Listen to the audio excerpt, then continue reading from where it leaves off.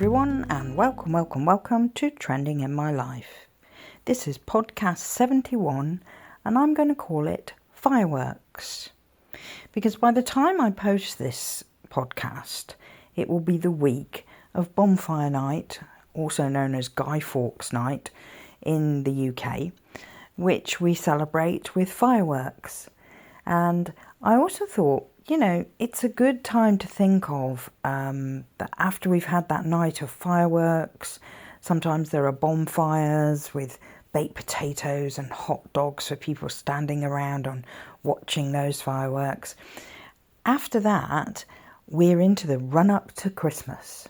So it's almost like we're celebrating that start of the whole season for partying, for gift giving, and a really happy time of year. People will be decorating Christmas trees within a month, and they will be writing lists, maybe of things they want, maybe of things they need to buy for other people. But it is a happy time of year. And I think even if you're on a budget, there's always ways to make things for people, to thrift things for gifts, and to stay positive about that time of year. So this podcast is a very cheery podcast. And when I'm recording it, it's actually Halloween itself.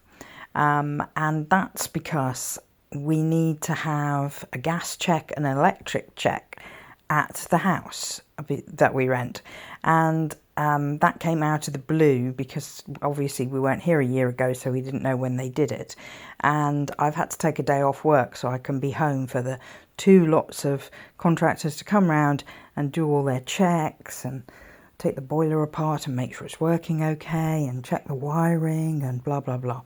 So I'm home, and this morning I've made a big pumpkin with googly eyes out of crepe paper and feathers and things, which I've got hung up on the fireplace to celebrate Halloween. And I'm really looking forward to having trick-or-treaters at this house, because we didn't used to get very many at the other house. But I've noticed decorations going up outside houses in the street. So I am expecting trick-or-treaters tonight.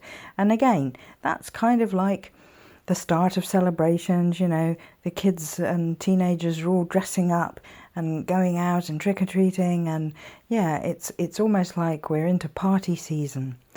And unfortunately, it is what I might say is traditional for Halloween. It's chucking it down with rain. So I'm really hoping it dries up by, 4 o'clock tonight, so that when people are out going house to house, that their costumes stay nice and dry. Anyway, back to November, which is when you will listen to this podcast.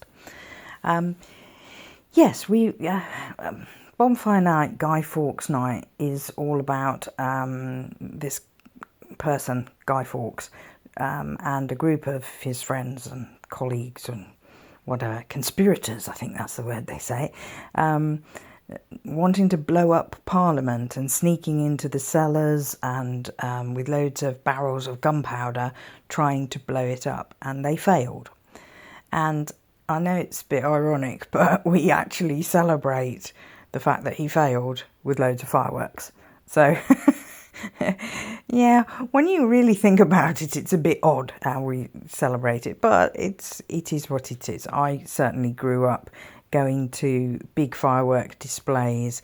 They're often on recreation grounds or in parks. And over the years, things have changed. Sometimes they're ticketed events. Sometimes, people are still allowed to buy fireworks and let them off in their own back gardens. You can go and do that. And quite recently, actually, we had lots of fireworks going off around here because people were celebrating Diwali, and there were lots of fireworks. So you can do that as well if you want to. It depends.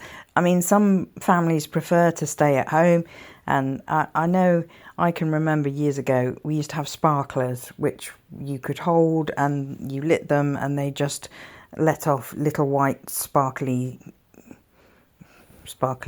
sparkles at the end of them. Hard to describe. You'll know what I mean if you ever had them. And you could wave them in the air and it would almost write a trail.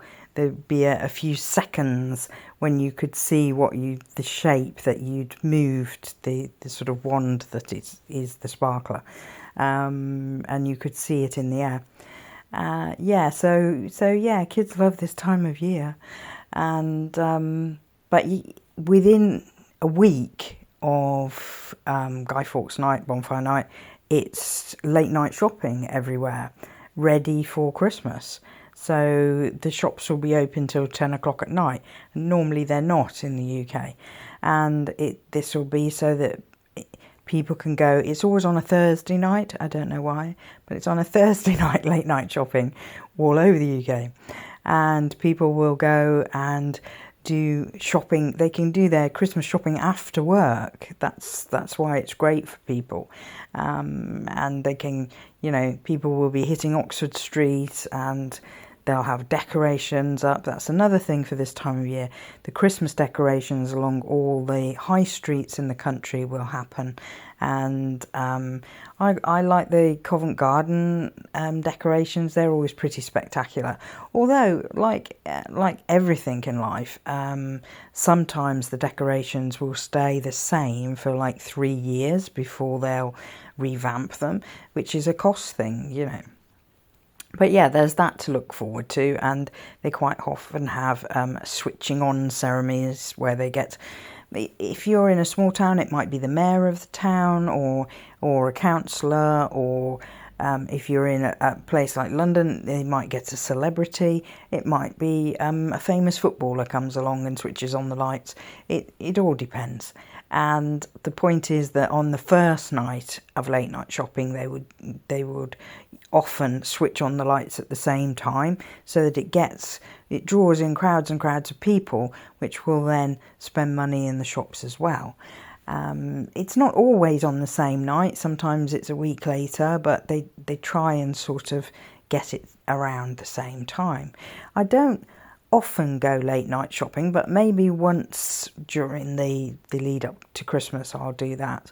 And I will definitely go and look at the Christmas lights in the centre of London. So there's so much happening at this time of year. It all starts with the fireworks, and then all the way up to New Year's fireworks as well. So it's just one thing after another. And I think it's a good time to stay positive. I'm just winding up now. I've done shorts about autumn with the changing of the leaves and stuff like that, and also of the flowers that are still blooming in autumn. But I'm winding that up in the coming week. That will be finished. And then I'm going into more wintry things and crafting, and I had a comment from a viewer about doing more thrifting videos, and I will take that on board, and especially because of the fact that with the weather and how it gets cold and stuff, I need activities to do which take me in and out of warm shops. So I think I will definitely do that. I do need, it's an odd thing, I know, but I do need to thrift some drinks coasters, those little round or square or whatever shape mats to put your drink on. And the reason I need to do that is because I threw some away which were kind of battered, and I need to get more. And it occurred to me that it might be quite a good idea to check out thrift stores and see what they have.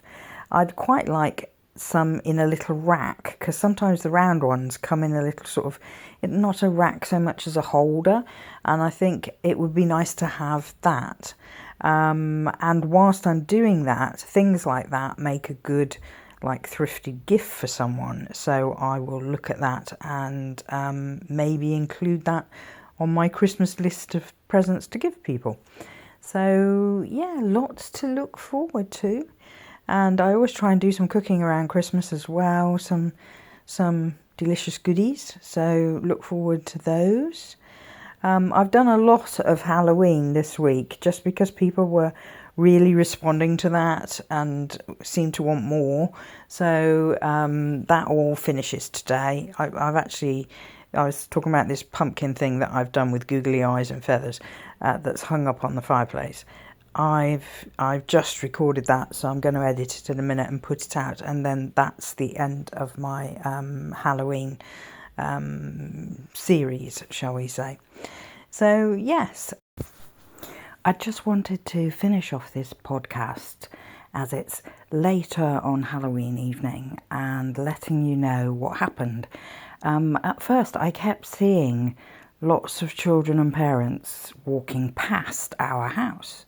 They weren't stopping, and I thought, oh no, they're all just going to go past. Maybe it's because some houses are closer to the road, as you have like a path to walk up and some really steep steps, and it's too much for them. Maybe that's it. But then I took the Halloween decoration that I'd made, that big pumpkin with the googly eyes that I had stuck on my fireplace, and I took it off there and I stuck it on the front door. I thought maybe they need a sign that this house is trick-or-treat friendly. And sure enough, as soon as I put it on, within 3 minutes, the doorbell rang and there was 3 girls on the doorstep dressed as angels and devils, and from then on, for the next half an hour, the doorbell just did not stop ringing. And it was fortunate for me that the last ring, there was 4 children on the doorstep, and I had 5 pieces of candy left. So once I had 1 piece of candy left, that was it. It was like I took the sign off the door and I switched off the lights at the front of the house so that nobody else would ring the bell, and nobody did, which was good because I would have felt awful not having candy left and having children on the doorstep. But it was absolutely wonderful. I loved it. They were all saying Happy Halloween, and they all had such different costumes, and their parents stood by the gate and they waved and they said Happy Halloween, and it just made me feel so much part of this new neighbourhood that we're in, and it was fantastic. I loved it. Well, that's about all for now. If you enjoyed this podcast, please like, comment, subscribe, share with a friend, and come back next time. Bye for now.